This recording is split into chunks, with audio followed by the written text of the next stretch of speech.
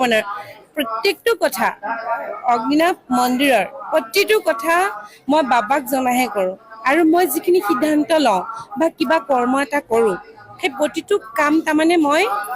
বাবাক জনাহে কৰোঁ আৰু যিবোৰ সিদ্ধান্ত বা যিখিনি হয় সেইখিনি মই বাবাই কৰাইছে বুলি ভাবোঁ কিন্তু এই যে আজি হেৰালে বা নিলে মানে এইটো মই কিবা এটা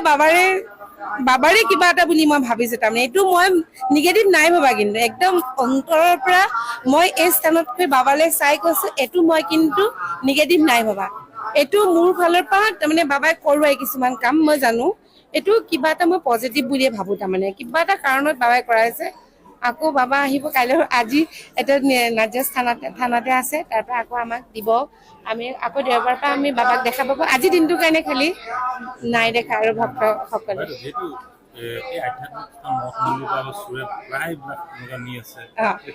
কিন্তু মই আৰু লগ পাওঁ হা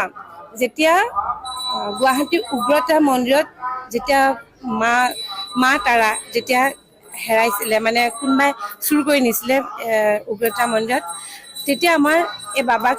মানে স্থাপন কৰা বেছি দিন হোৱা নাই মই যে বাবাক কেইবাদিনো ভাবিছো তেতিয়া মানে পাব লাগে বিগ্ৰহভাগ পাব লাগে কাৰণ কেলে তাৰ ঠিক এমাহ মানৰ আগতে মই উগ্ৰতাৰা মন্দিৰৰ পৰা আহিছো